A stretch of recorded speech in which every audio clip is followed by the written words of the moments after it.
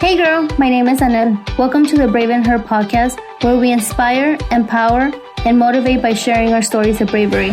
I strongly believe that by sharing our stories, we open ourselves to healing, but also serve to give hope and inspiration to those who are dealing with a tough situation. We will talk about all topics under the sun. Now let's hear your stories of bravery.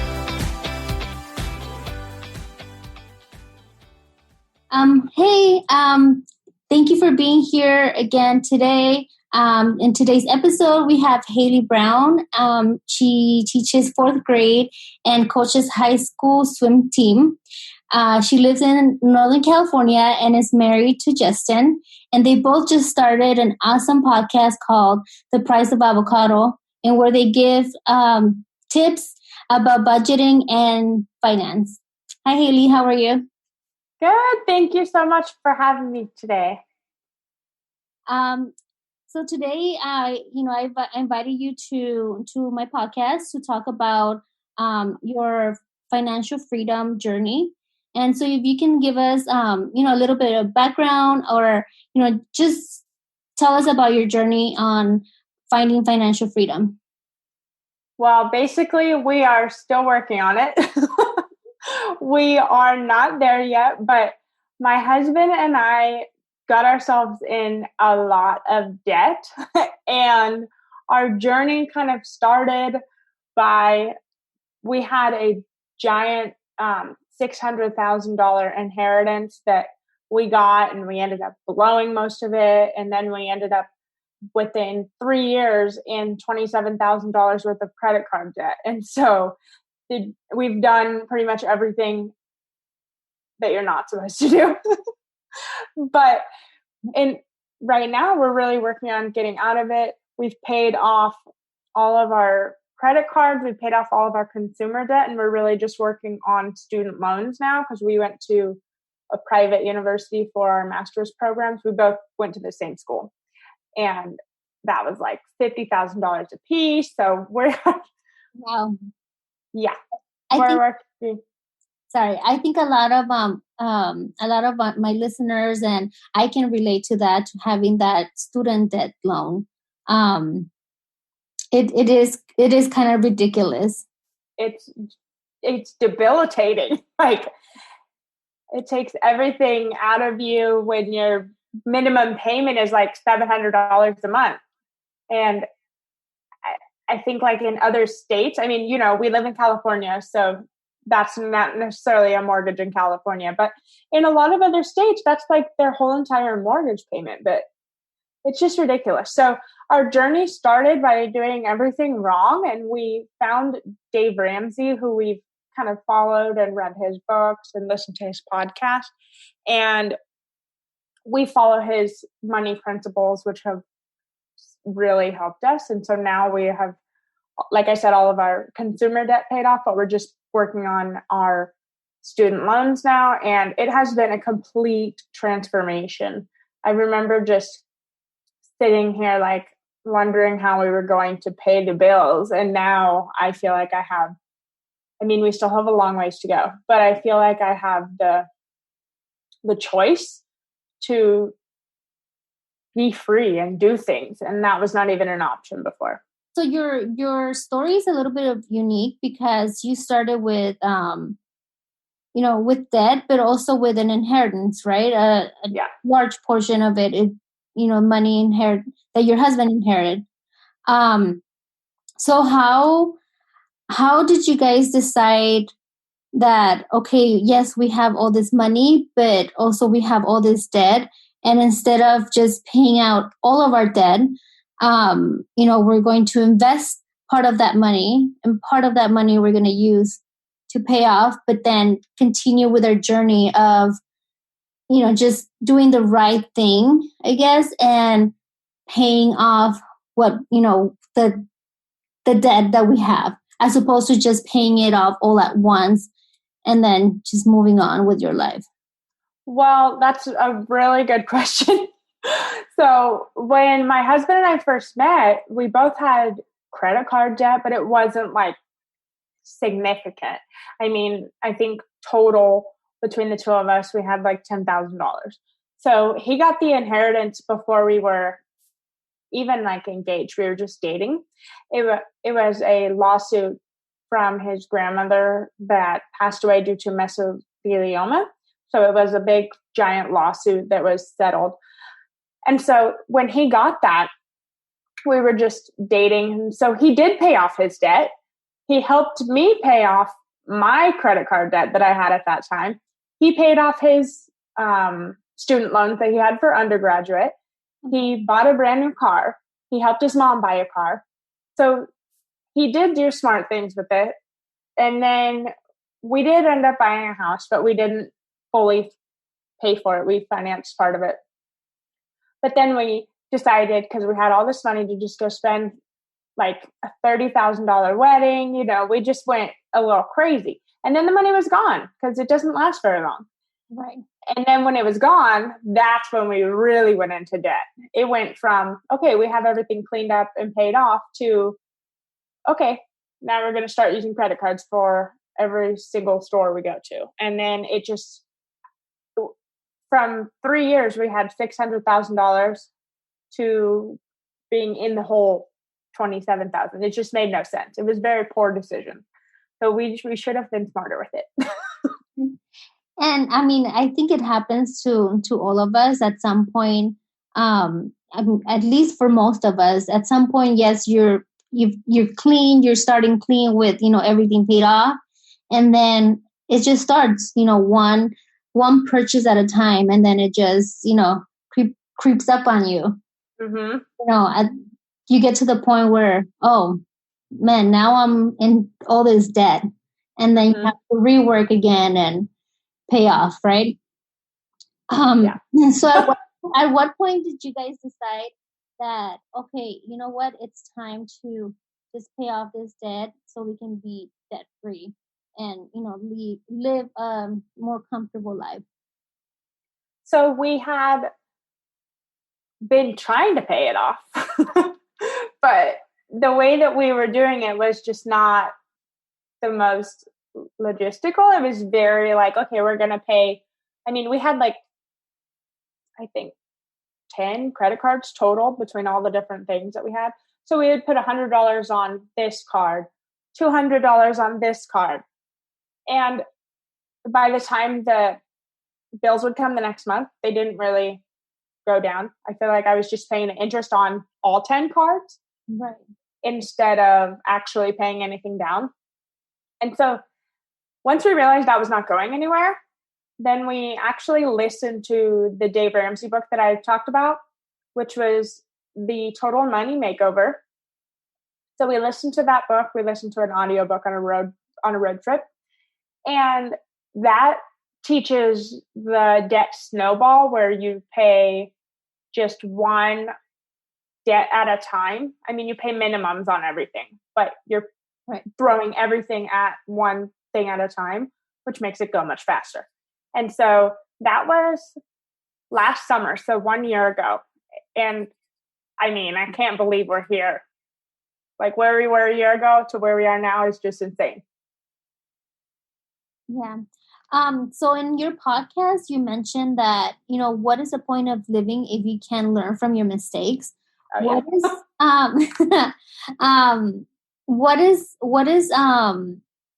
one mistake that you've learned from it, that you're like, oh man, that mistake was hard, and it was a hard learn? Ooh. They're all hard. I think the biggest one was probably the credit cards. Like, we have made every mistake possible. On our honeymoon, we went and bought a timeshare. We bought a brand new 2018 4Runner and financed it and had an almost $800 monthly payment. Like, yeah, that was a bad idea. But on top of everything, I think the credit cards were the worst because, like I said, it happens so fast. Like you just said, you buy one thing and then all of a sudden the next month you're like, oh my God, I don't know how I acquired so much debt. I mean, it's just mindless spending, and it happens so fast, and you can go from 0 to 100 real quick. Right. and then you're just drowning in minimums, and it's just like really overwhelming. So the credit cards, I think, were the biggest mistake we made, and the one that I learned from. Yes, I think credit cards are like they're good, but they're like your enemy at the same time. I mean, they're For good when sure. you're trying to build your credit, but then they're the enemy because it's so easy to just swipe, and then when you get the bill, it's like, oh my gosh, I can't afford all this money. Um, yeah. So, and then is there any advice that you can give to to the women out there that are that are struggling with student loans? Yeah, actually, I have this giant poster in front of me. So we are doing the debt snowball that I just talked about on our student loans. So we have them listed from the smallest to the largest, and we actually we don't pay attention to the interest. A lot of people think that you pay off what has the most interest first, but that's not the way we do it. We do it by the smallest amount of debt to the largest. So for example, on my wall, the smallest one that we had was $2,318, and the largest one that we have is $22,000. So they're vary, and we have a lot of little ones, and then a few big giant ones. And the reason behind that, it's really a mindset thing, because you see it happening. So I have this giant visual in front of me, so it's easier for me to see because it's right here. But you see and you feel the progress much faster when you're paying on something that's smaller. And then all of a sudden it's the next one and the next one and the next one, instead of sitting there for a year trying to pay on a $20,000 loan. Instead, we're paid off like 7 loans in 1 month. I mean, it's much faster.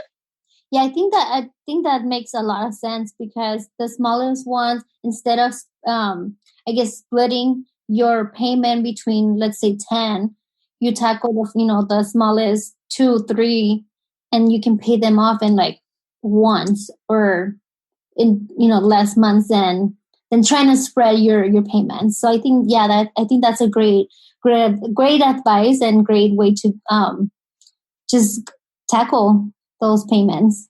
And it just goes much faster. Like you had said about the card, when you just swipe, swipe, swipe, you don't feel that. You don't feel it when you go to the store and you use your debit card. You feel it when you make like an actual transaction with money, or with something like I give you something, I get something back.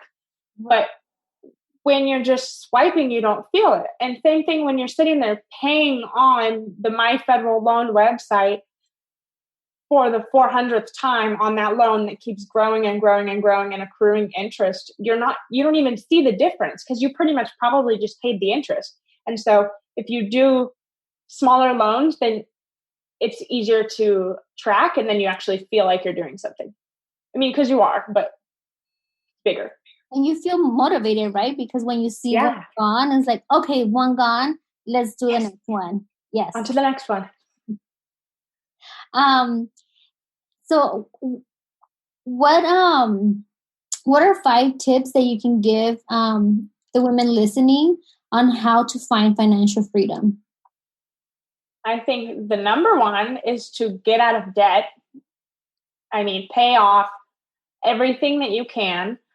And the way that we do it, we pay everything off, and then your mortgage is last. So I'm not counting that yet. So paying off your debt means your credit cards, your car payment if you have one, student loans, personal loans, payday loans, family loans. Say you owe your mom some money, all of that. Get rid of that. And that's the first one. And then live on a budget. So every single person needs a budget. It doesn't matter how much money you make. You can have a 6-figure income and still live paycheck to paycheck, because that's a choice that you make depending on your spending. So you have to live below your means. It's not just I make more money, so I'm just going to start spending more money. That does not work out very well. that's how people end up in debt. And that's what happened to us. We had $600,000 and then now that was long gone. Yeah. And then once you're out of debt, so after you've paid off everything except for your mortgage, then we recommend having a 3 to 6 month emergency fund. So if you lose your job or something like COVID happens and everyone's furloughed or your hours are cut, then it's more of a bump in the road instead of a, oh my God, panic mode emergency. And we're not there yet. These are in order. So we don't have that 3 to 6 month emergency fund yet because we're still paying off debt. So we will do that once we pay off our student loans. And then if you're a woman, the most important thing I think I could tell you is to make sure that you can take care of yourself without a partner. And that doesn't mean don't be a stay-at-home mom. That means that if it came down to it, if your partner passed away or if something happened to your partner or if your partner, God forbid, left you, I mean, I don't like to be negative, but these things are reality. If something like that happened, you have to be able to financially take care of yourself. And so that's huge. And I say to my husband all the time, I don't need you. I want you, but I don't need you. Like I would be just fine without you.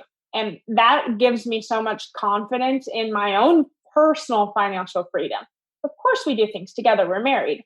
But in the end of the day, I would be able to take care of myself and my family by myself if I had to. And that is, I don't want to think that way, but it is what it is. It's empowering. Yeah, it happens. It's life. You just don't know what tomorrow brings. And I mean, even we just got life insurance. Like we're not even 30 years old, but there's always the reality that something happens to your spouse. I'm not always just talking about like them leaving you, but something morbid could happen. Right. And you have to be protected.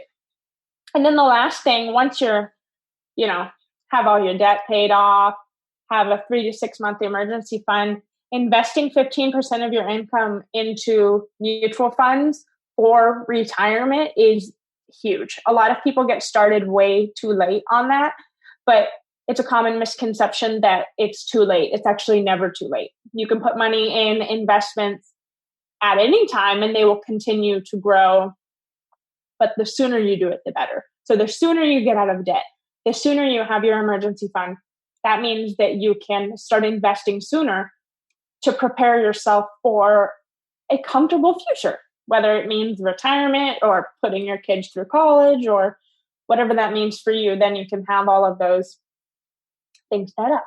So those are my recommendations.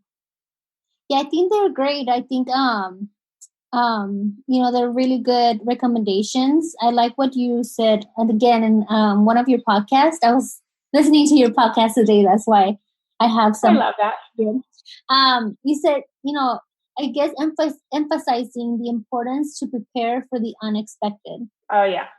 All these tips are great to prepare you or, so you can be prepared for any unexpected circumstances. For example, what we're living right now with COVID and so many people unemployed or furlough or, just messing with their financial freedom. And if you prepare for it, if you prepare for any, just in case something happens, then like you said, you don't have to go into panic mode because you prepared to be, without an income for a certain amount of time or something like that. You're prepared. Yeah. And I actually lost my job. I was on maternity leave and I'm a teacher. So it's like a school year contract. And I lost my job in February. So before COVID, it had actually nothing to do with COVID.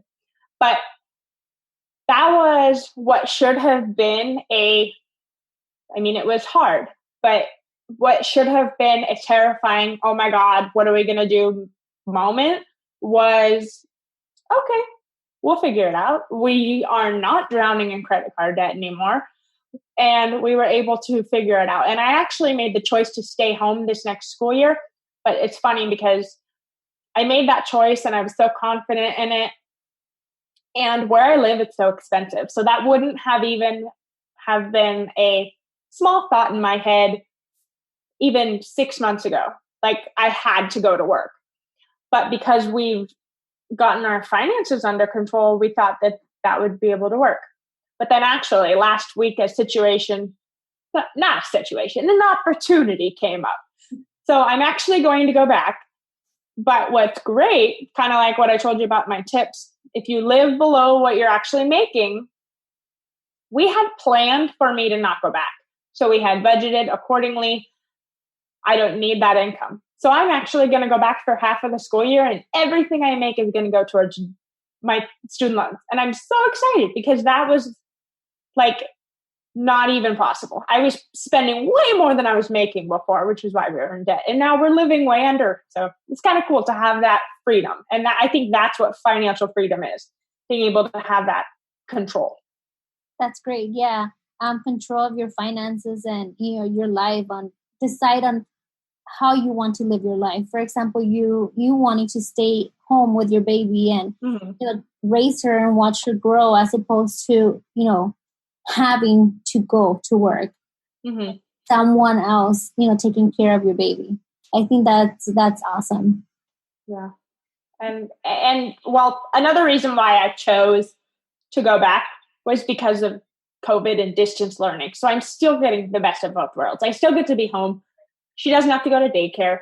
And then I get all this extra money to put towards my loan. So it's really a win-win. Right. Yeah, it's great that you see it in that way, positive way, instead of, oh man, this whole COVID-19 just came to disrupt everything. Yeah. So, yeah, I'm glad that everything is working for you. Thank you. Me too. So any last thoughts, any last advice that you want to give my audience? I would just say, look at your budget, and, there's always room for improvement. If you have any budgeting questions, you can reach out to me on Instagram. I'm at the Price of Avocado Toast on Instagram, and it's been really cool to chat with people. I don't even know they're from Wisconsin and Australia, but to talk to people about their budget. We are trying to normalize conversations about money with people. And so once you find someone that you can talk to about money, use that person, because everyone's going through it. Everyone has some sort of debt, or if they don't, they've probably been there, or if they've never been there, wow, but they know other people who have. And so we're all in the same boat, just trying to get by. It shouldn't be some taboo thing.